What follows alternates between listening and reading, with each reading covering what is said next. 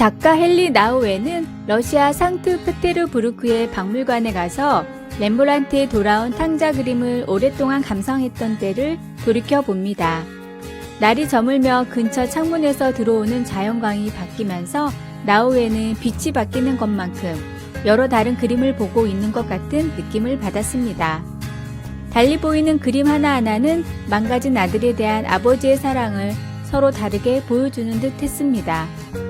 나우에는 4시쯤 되니까 그림 속의 새 인물이 앞으로 걸어 나오는 것처럼 보였다고 설명합니다. 그중 한 사람은 탕자인 동생이 집에 돌아오자 극진히 환대한 아버지의 붕괴한 큰 아들이었습니다. 어쨌든 동생은 상당히 많은 집안 재산을 낭비함으로써 가족을 내내 고통과 곤란한 상황에 처하게 만들지 않았던가요? 다른 두 인물을 보며 나우에는 예수님이 비유를 들어 말씀하실 때 그 자리에 있었던 종교 지도자들이 생각났습니다. 그들은 예수님에게로 다가왔던 죄인들에 대해서 뒤에서 이러쿵저러쿵 수군거렸던 사람들이었습니다. 나우에는 그림 속의 모든 인물들에게서 자기 자신의 모습을 보았습니다. 낭비하는 삶을 살았던 작은 아들, 비난하는 형, 종교 지도자들, 그리고 어떤 사람도 다 품을 수 있을 만큼 넓은 하나님 아버지의 마음에서 자기 자신의 모습들을 보았습니다. 우리는 어떻습니까? 렘브란트의 그림 어느 부분에서 우리 자신을 볼 수 있습니까? 어떤 면에서는 예수님이 하신 모든 이야기는 우리 자신에 관한 것입니다. 예수님이 하신 이야기와 렘브란트의 그림에서 우리는 어떻게 우리를 다시 돌아볼 수 있을까요? 빛이 바뀌어 갈 때 우리는 그림의 어느 부분에서 우리 자신을 찾을 수 있을까요? 말씀.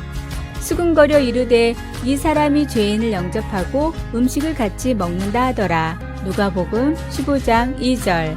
찬송 525장. 돌아와 돌아와. 기도.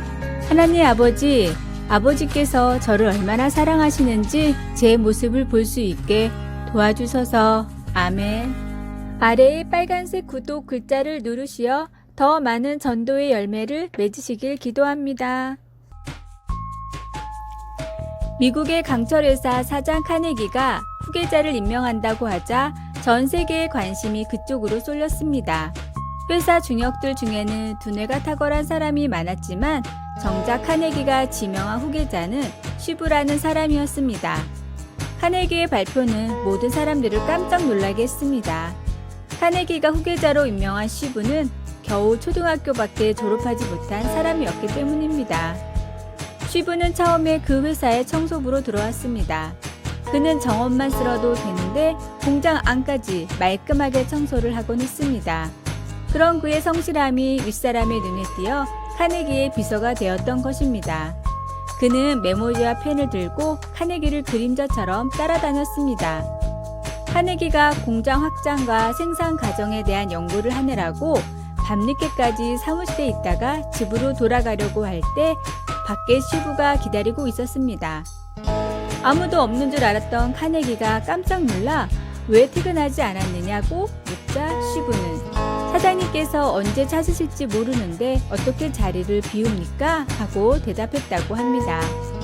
카네기는 쉬브에게 사장 자리를 물려주면서 자네의 성실함으로 인해 이 회사가 성장하리라 믿네. 이 회사를 성장시키는데 필요한 것은 학력이 아닐세. 어떤 문제에 부딪혔을 때 그것을 해결하는 정신적인 자세가 가장 중요한 것이라네. 자네에게 지식과 충고가 필요하면 박사, 석사학위를 가진 사람을 채용하면 되니 그 점은 염려 말게 라고 말했습니다. 별 볼 일 없던 청소부가 마침내 대강철 회사의 최고 경영자가 된 것은 학벌 때문도 다른 사람의 배경 때문도 아니었습니다. 오직 최선을 다하는 성실한 자세와 실천이 그런 결과를 가져온 것입니다. 오늘의 말씀, 어두운 데 빛이 비치라 말씀하셨던 그 하나님께서 예수 그리스도의 얼굴에 있는 하나님의 영광을 아는 빛을 우리 마음에 비추셨느니라. 고린도후서 4장 6절. 오늘의 찬송 428장 내 영혼의 햇빛 비치니. 오늘의 만나, 지금 당장의 어려운 환경에 낙심하지 말고 항상 감사의 마음으로 삶을 살아갑시다. 아래의 빨간색 구독 글자를 누르시어 더 많은 전도의 열매를 맺으시길 기도합니다. 한 엄마가 어린 딸에게 3개월 된 남자아이가 우리 집에 놀러 올 것이라고 말해 주었더니 딸이 아주 기뻐했습니다. 딸 아이는 아기를 환영한다는 마음에 아기와 함께 식사를 하고 싶다고 제안했습니다. 딸 아이는 부엌 조리대 위에 있는 그릇에 담겨 있는 과즙이 풍부한 오렌지를 아기가 좋아할 것이라고 생각했습니다. 엄마는 아기가 지금은 우유밖에 못 먹고 좀 더 자라면 오렌지를 좋아할지도 모르겠다고 설명해 주었습니다. 성경은 신앙인의 영적 양식의 필요성에 대해서도 비슷한 개념을 가지고 설명하고 있습니다. 성경의 기본 진리는 마치 우유처럼 초신자의 신앙이 성장하는 데 도움을 줍니다. 이와 대조적으로 단단한 음식은 장성한 자의 것입니다. 기본 진리들을 소화하고 이해할 시간을 가진 신자들은 더 나아가 다른 성경적 개념들을 연구하고 다른 사람들에게 이 진리들을 가르치기 시작합니다. 영적으로 성숙할 때 우리는 분별력과 하나님께서 주시는 지혜와 하나님의 진리를 다른 사람에게 전할 수 있는 능력을 보상으로 받게 됩니다. 자식을 사랑하는 부모와 같이 하나님은 우리가 영적으로 성장하기를 원하십니다. 하나님은 우리가 영적인 우유만 마시는 것이 우리에게 최상의 것이 아님을 알고 계십니다. 하나님은 우리가 성장해서 단단한 음식을 맛보고 즐길 수 있게 되기를 바라십니다. 말씀. 단단한 음식은 장성한 자의 것이니 그들은 지각을 사용함으로 연단을 받아 선악을 분별하는 자들이니라. 히브리서 5장 14절, 찬송 545장, 이 눈에 아무 증거 아니 배어도. 기도. 사랑하는 주님, 주님의 말씀을 더 깊이 이해할 수 있게 해 주소서. 주의 진리를 추구할 때에 성령님께서 저를 인도하시고 깨닫게 해 주셔서 제가 주님의 뜻대로 살아갈 수 있게 해 주소서. 아멘. 아래의 빨간색 구독 글자를 누르시어 더 많은 전도의 열매를 맺으시길 기도합니다. 영국 최고의 화가로 알려진 가브리엘 로제티에게 어느 날 한 노인이 스케치북을 들고 찾아왔습니다. 저 혹시 제가 그린 그림을 잠시 봐주실 수 있을까요? 그림을 보는 안목도 훌륭했던 로제티는 흔쾌히 그러겠다고 했습니다. 그러나 수준 이하의 그림이라 뭐라 좋게 말할 표현이 없어 난처해했는데 그 모습을 본 노인이 스케치북 하나를 더 꺼내며 말했습니다. 표정을 보니 어떤지 알겠습니다. 그럼 실례지만 그림을 한 번만 더 봐주십시오. 노인이 두 번째로 꺼낸 스케치북의 그림은 대단했습니다. 로제티는 탐복하며 말했습니다. 너무 멋진 그림들입니다. 조금만 갈고 닦으면 저에게 비견될 화가가 될 재능이 있습니다. 노인이 아는 분의 글이입니까?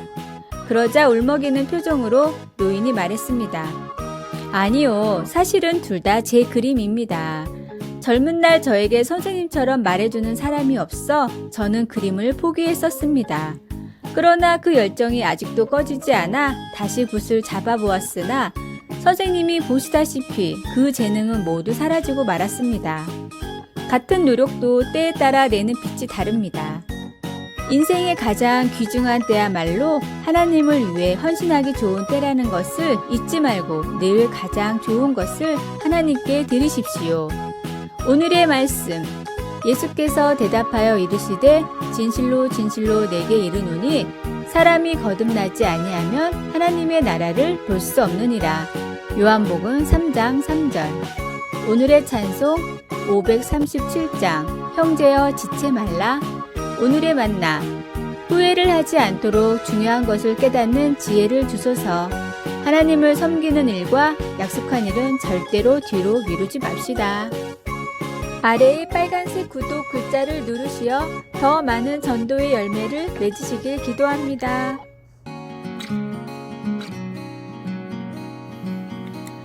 전설적인 작곡가 주세페 베르디가 젊었을 때 인정받고 싶은 열망이 그를 성공으로 이끌어 주었습니다. 워런 비어스비가 쓴 글입니다.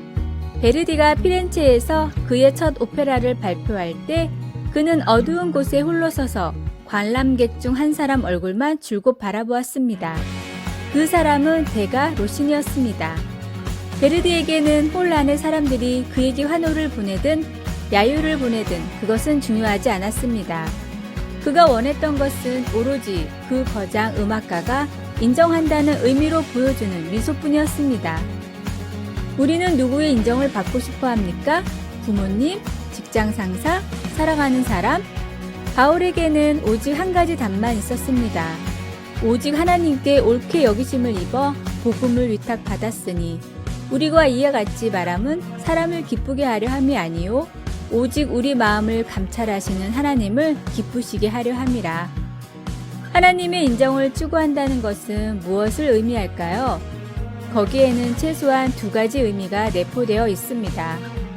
다른 사람들로부터 박수받기를 바라는 마음을 그만두는 것과 성령의 힘으로 우리가 우리를 사랑하여 우리를 위해 자신을 내어주신 그리스도를 더욱 닮아가는 것입니다. 우리 안에서 우리를 통해 이루시는 하나님의 완벽한 목적에 우리를 내어줄 때 우리는 어느 날 가장 중요한 그분이 인정하시는 미소를 보게 될 것입니다. 당신은 누구의 인정을 구하고 있으며 그 인정을 확증하는 것이 왜 그렇게 중요합니까? 하나님께서 인정해 주는 것이 어떻게 훨씬 더 만족스러울까요? 말씀. 사람을 기쁘게 하려 함이 아니요 오직 우리 마음을 감찰하시는 하나님을 기쁘시게 하려 함이라. 데살로니가 전서 2장 4절. 찬송 516장. 옳은 길 따르라 의의 길을. 기도. 주위 사람들로부터 인정받고 칭찬받는 것은 너무 쉽습니다. 우리 눈을 들어 우리를 가장 잘 아시고 가장 사랑하시는 아버지를 보게 하소서. 아멘. 아래의 빨간색 구독 글자를 누르시어 더 많은 전도의 열매를 맺으시길 기도합니다.